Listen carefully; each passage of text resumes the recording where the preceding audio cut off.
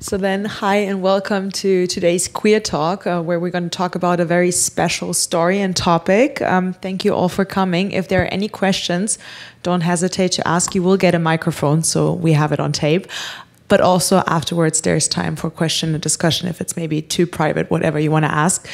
Our guest today, Lisa Donoughe, thank you so much for being here. Thank you for inviting me. Today is everything about your life story because your family is special in a way that... In many ways.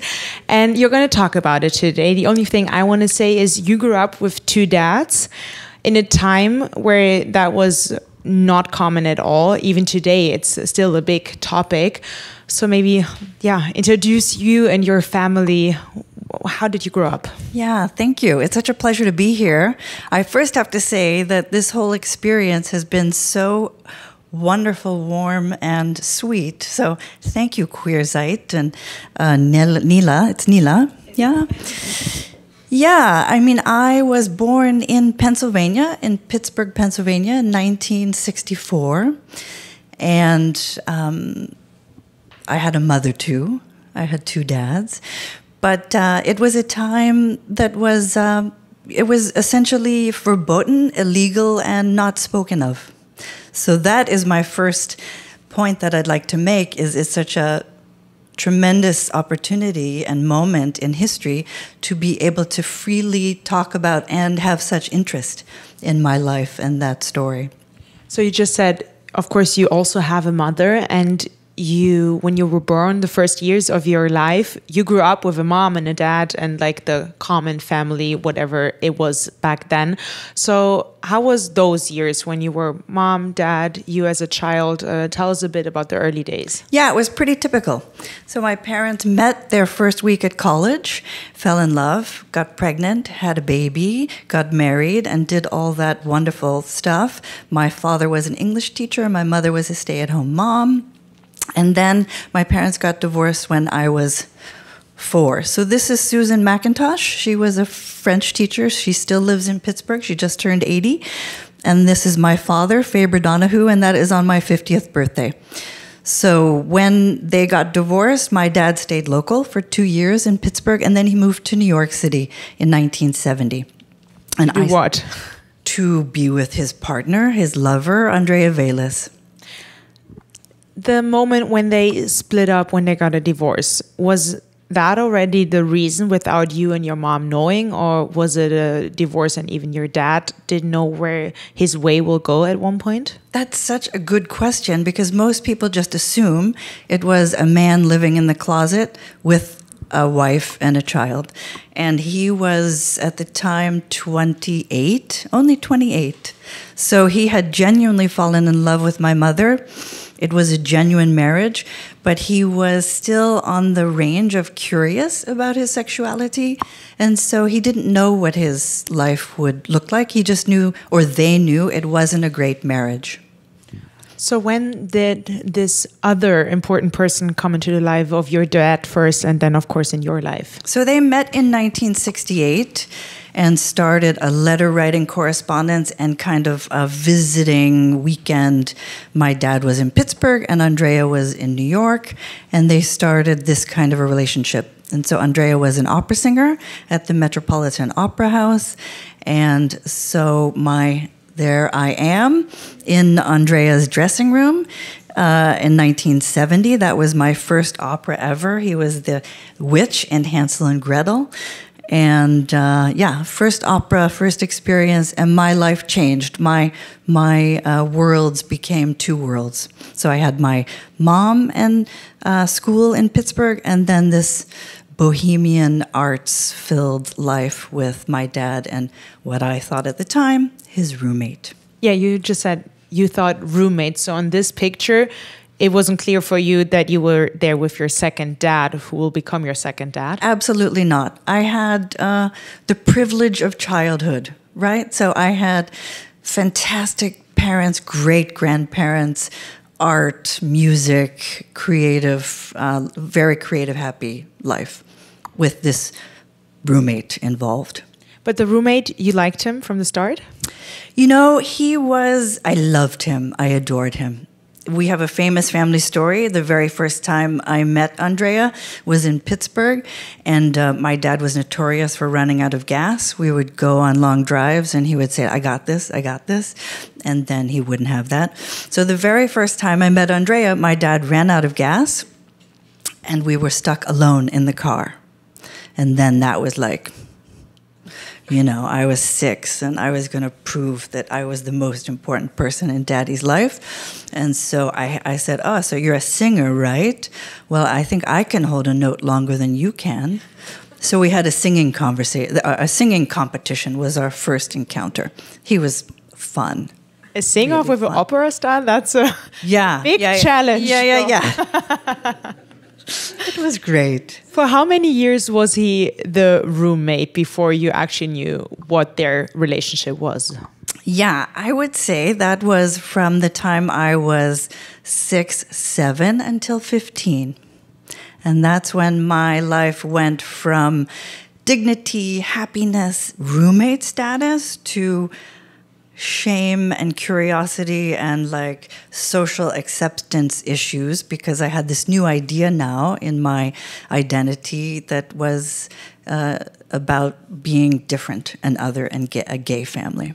Of course, shameful and other things are negative feelings you had in the beginning from a society as well. Yeah. Before we talk about that, how did you realize, or were you sat down and they told you because you were old enough now? How did it happen that from roommate he went to the partner of your dad? This is actually quite interesting because my dad, I think very intelligently, started asking professionals. He asked psychologists, well, how do you introduce a topic like that to a young child? And so what he learned, or was told at the time, now of course that's the 1970s, so things have evolved. But he was told that the only way to guarantee that a child was ready for such information is when the child asks the question. So this is a hilarious picture of my first job, McDonald's. I was 16 in New Hampshire, and but it gives a little context because I was 15 in Pittsburgh, and I was at a wedding. One of my mother's friends had gotten married or something, and I was at the buffet table, and I was looking down and putting food on my plate. I remember that moment, and this adult woman walked up and said, "I think you guys are so cool," and I was like, "Thanks." I had no idea what she was talking about. And so then she followed up and said, I mean, you know, like the gay dad thing and how your mother's so cool with it and you're so progressive. And I was like, okay. And my parents very intelligently had designed a joint custody kind of lifestyle. So I saw my dad regularly and spoke with him every Sunday. And that Sunday, so it was the next day, the wedding was a Saturday, that was our agenda. I said, hey, this happened to me. Are you gay? And he just said yes. Yeah, he said, yeah, you know, I'm so happy that you asked that question because I've been wanting to talk to you about this for many years. And Andrea and I live like any romantic partnership. It is more than a roommate. We love each other dearly, and he is my life partner. What was your first thought when you heard that? Oh, I don't know. No one's ever asked me that question.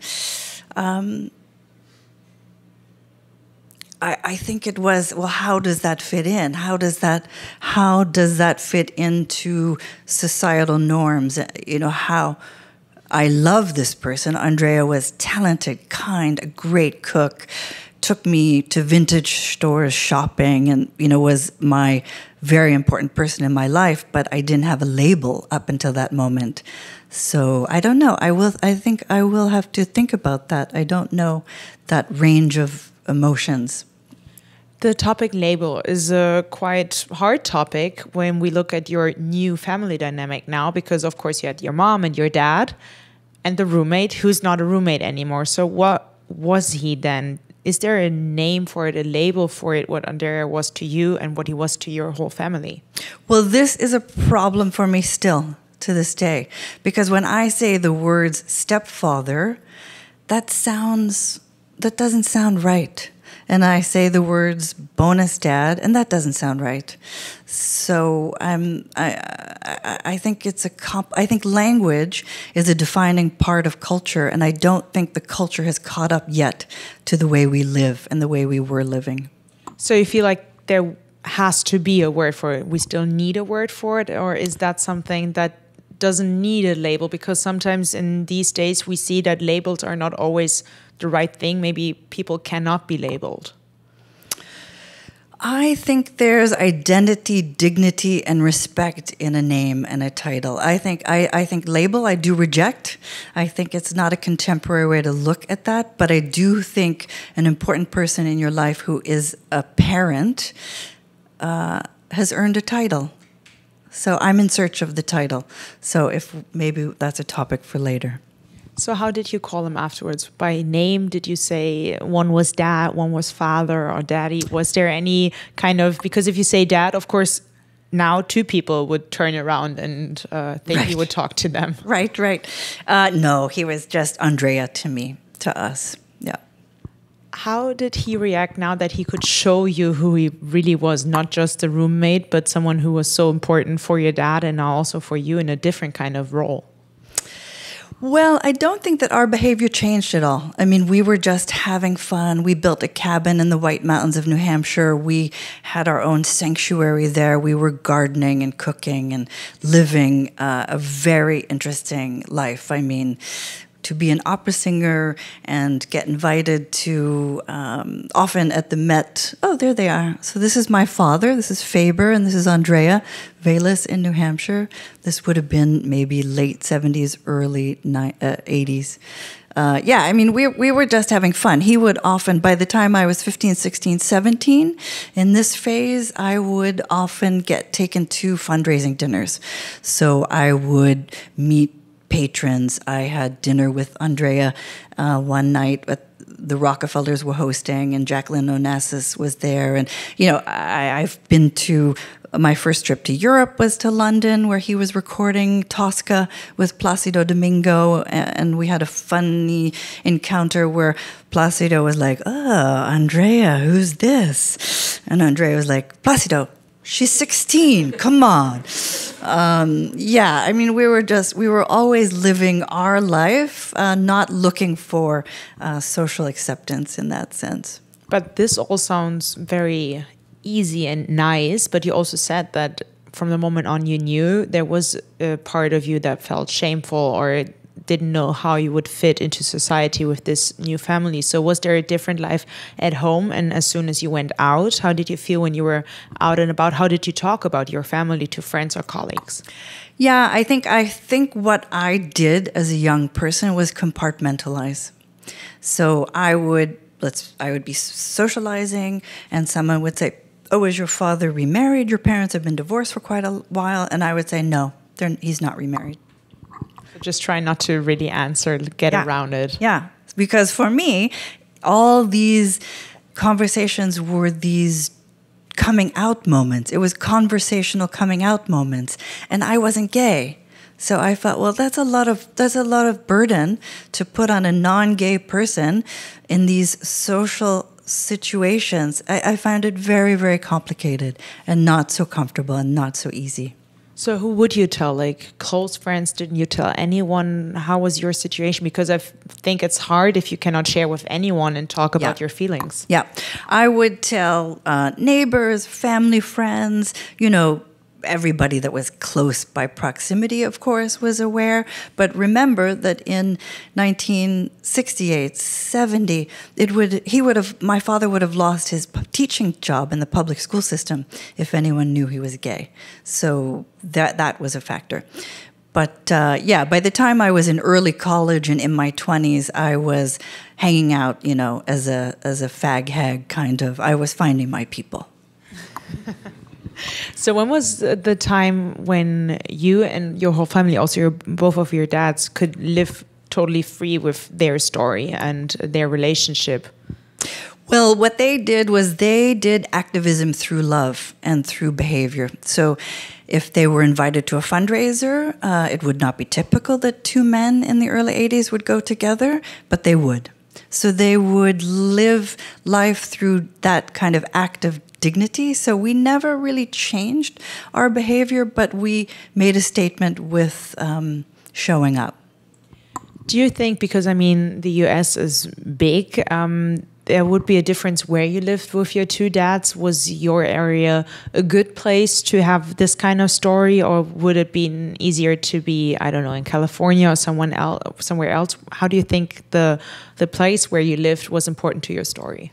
I think it played a huge role. I think the fact that my stepfather, or whatever we're going to call Andrea, the fact that he was in the arts, and that my father eventually became an art dealer, that living in New York City, oh, there's Andrea as the Duchess of Krakenthorpe in The Daughter of the Regiment by Donizetti. He didn't wear that. Only Thursdays he wore that. No, I'm just kidding. Yeah, I think I think New York was great for us, and also San Francisco would have been equally as comfortable and kind of fine. Yeah, but still, of course, the times were totally different than today. Thank you for the technology tips earlier. The times are different. Yeah, they are. Back then, in the gay community, there was a big topic, a big thread also, because AIDS was a huge problem, or at least a fear many people had. How was that with your dads? How much fear maybe you even had when you heard about it and you knew your dads were gay? Was this something you talked about, or was that something that was not an issue or a topic in your family? It was a huge issue. It was terrifying. I was terrified that they were going to die of AIDS. I was lucky that their behavior was very committed to each other, and they weren't living a wild behavior for the most part. But we had dozens and dozens of friends die.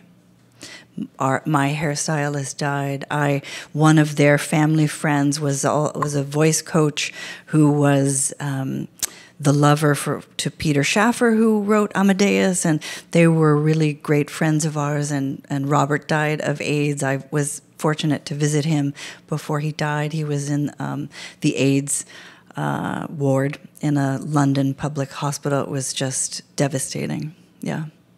Was there the feeling of being helpless in this situation when you see so many people that are close to you who die and suffer because of this disease, and there's the feeling that the state or whoever doesn't do enough for the people who are so important to you? I didn't feel hopeless in the sense that I was lucky enough to have friends that were very politically active. And so ACT UP is an organization that a friend of mine was on the leadership team. And so I was very aware that it felt to our community like it was institutional. There was an institutional interest in not helping AIDS victims, that it was institutional prejudice in a way. Yeah, it was a terrifying time until the cocktail showed up. Let's look at your dads again. They had a very long and happy relationship, I hope. They did. How did also your mom react to it? Because, of course, it was big news to you, but as you said, the woman who kind of outed them said it's so great that your mom is so cool about all of this and you're also great. Was it like that in reality, and also was it like that from day one? You know, she gets all the credit in the world. She has never said a negative word, which is amazing if you think about it. Think about how hard that has been for her to experience that, and also be a pioneer in having a family defined by sort of, non-heteronormative choices. And she's one of my superheroes. She's very open-minded, and she gets all the credit in the world for helping us. Did she know before you? That he was gay? Yeah, and that they were in a relationship. Came up. Yes, I mean, early in their relationship, my dad said, "God, I'm not sure I'm 100% on the straight team. I'm kind of, I'm thinking I might experiment." She's like, "That's fine, experiment. You're straight, let's." So there was, I admire their relationship. I admire all three of my parents' choice to always be themselves and have a value of honesty and authenticity at the core. But yes, she was fully aware of who he was. Yeah. Did they have a relationship even after divorce, even when you were a grown up? Because then, of course, parents who are divorced don't really need to be in contact anymore if the child is out of the house. How was their relationship of all three of them? Yeah, I mean, I'm lucky because they are genuine friends. And so at high school graduation and college graduation and family events, we would be a big blended family, and it was comfortable and fun and happy, and I think genuine friendship.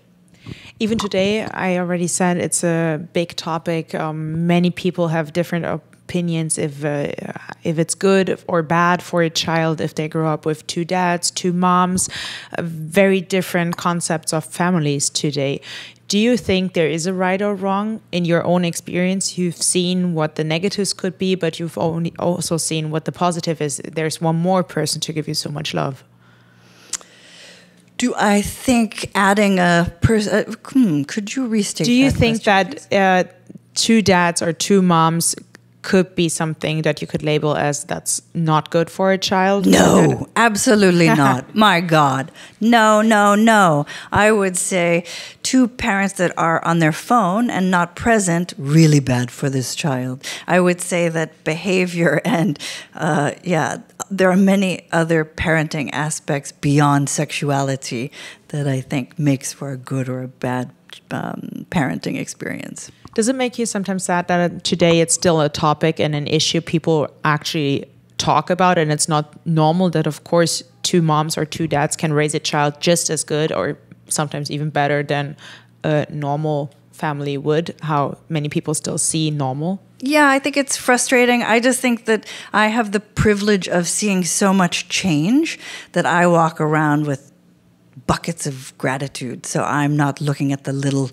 snarky comments that happen. I think that politically and socially we've made so much progress that I think it's a wonderful time to be gay, straight, whatever team, or if you want to change teams every 20 minutes, that's cool too.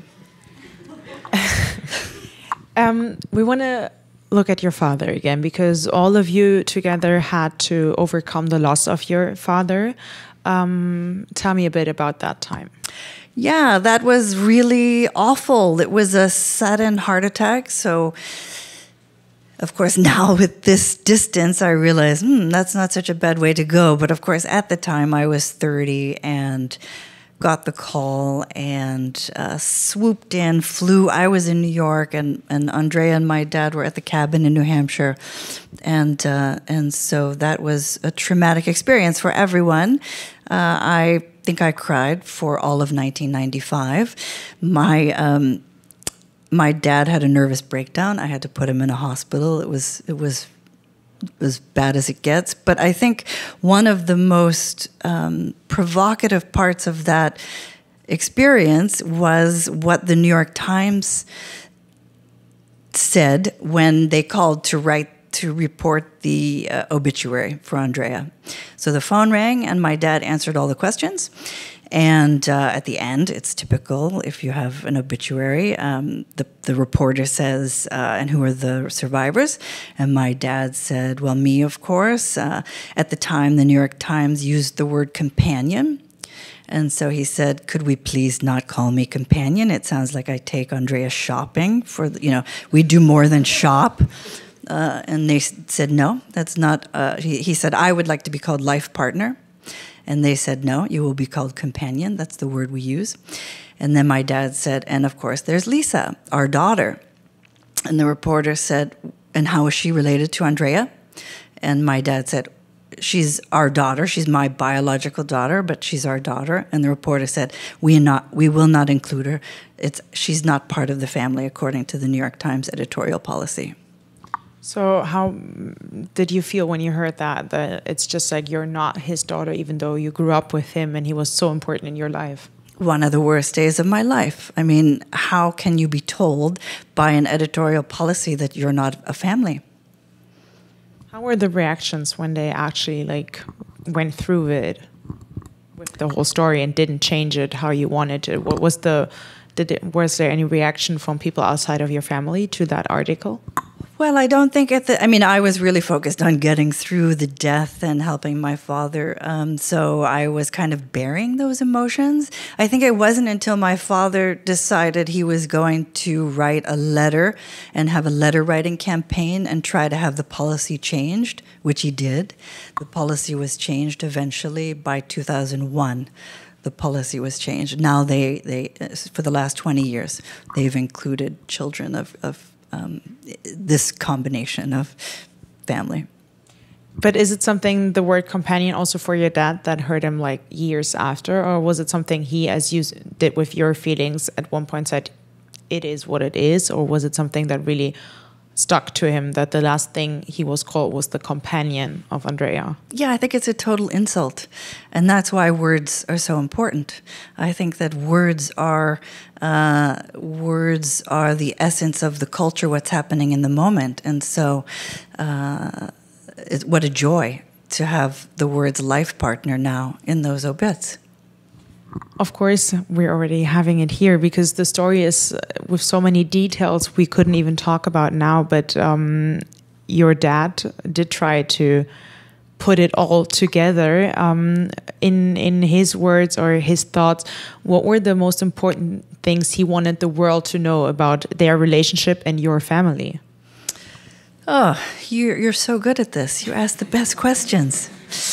I think what he wants to tell the world through this book of letters, it's what's cool about this book, I think, is it's not a memoir. It's not him sitting down at 82 trying to think about his feelings and what happened. It's the actual love letters from their relationship from 1968 to 1980.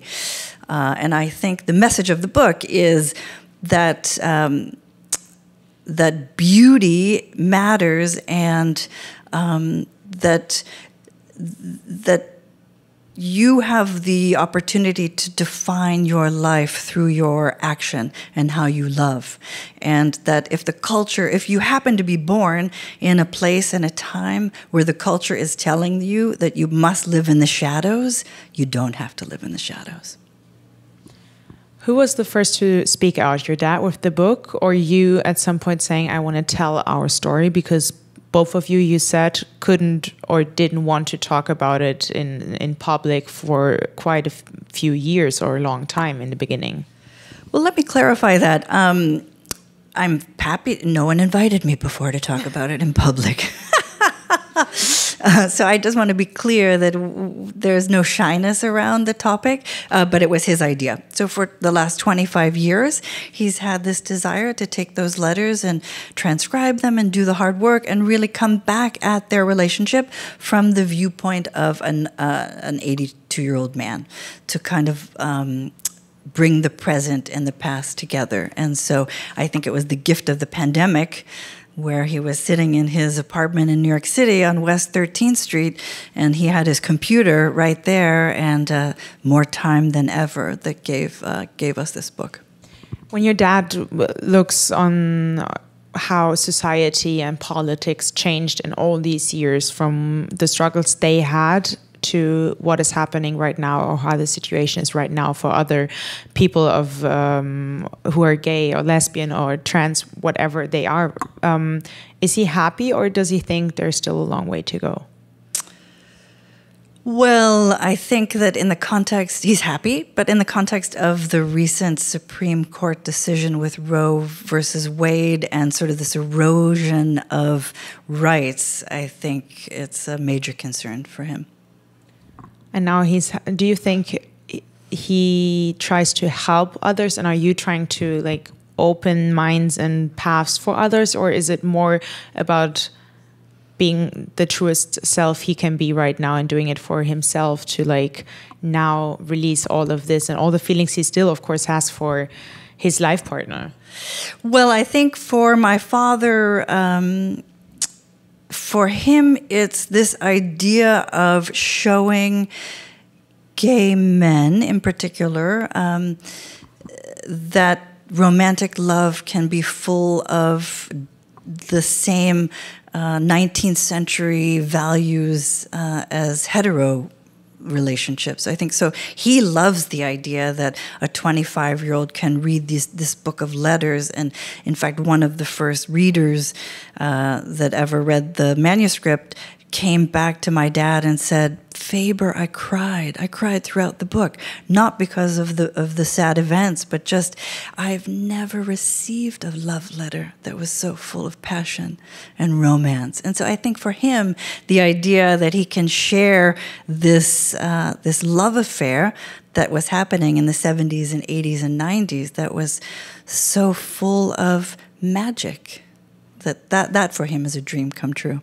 I mean, I've never received a letter. Anyhow, we have like WhatsApp texts by now. They're not as cute. I'm going to send you a letter. Yeah, please. It's not going to be a love letter. Because with my book, it would be WhatsApp letters, so that's not that cute.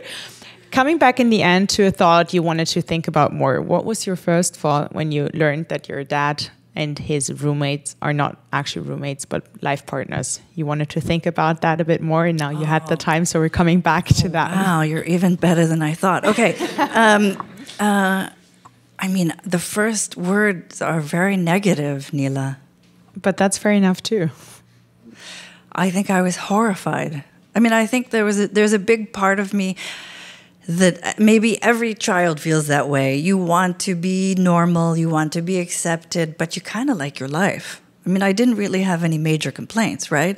Going to the opera, going shopping. I mean, it was a fun New York plus Pittsburgh. I had this kind of, these two worlds. But I think I was in search of normalcy. So I think for me, it was a little panic, and it was a sense of, well, then who am I now? That I already have divorced parents. I already have red hair, which at the time seemed a little weird, 2% of the population. I already felt special enough. It was like enough with the special. I just want the normal. How long did it take until you embraced it?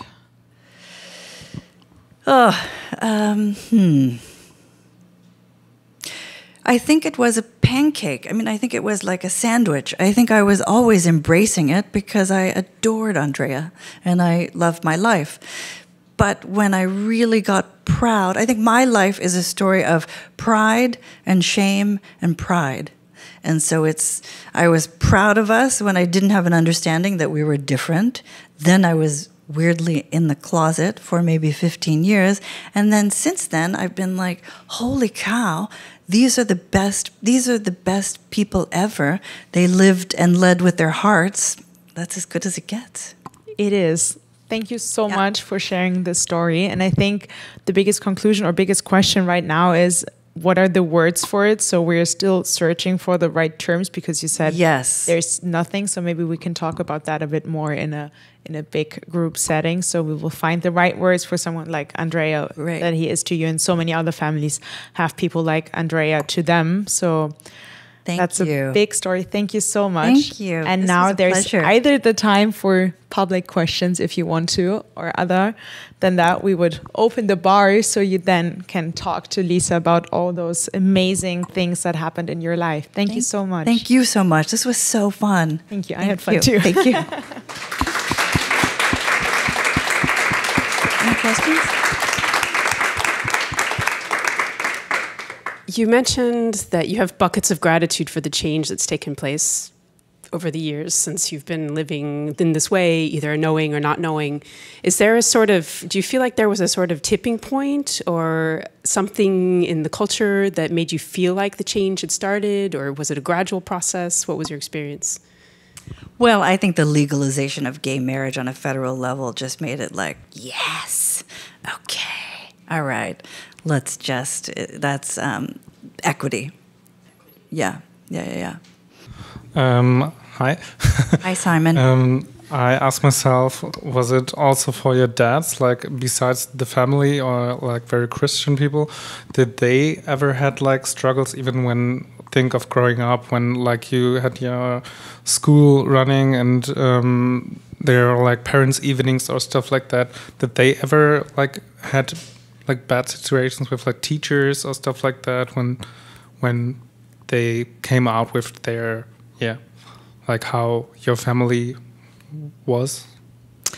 We didn't have any direct conversations that were hostile or unpleasant, but it could have been a socioeconomic situation because I was going to a private school. There were rounded corners in that sense. I mean, I had some hostility. Now that you asked that question, from I was a cheerleader. Do you know what a cheerleader is?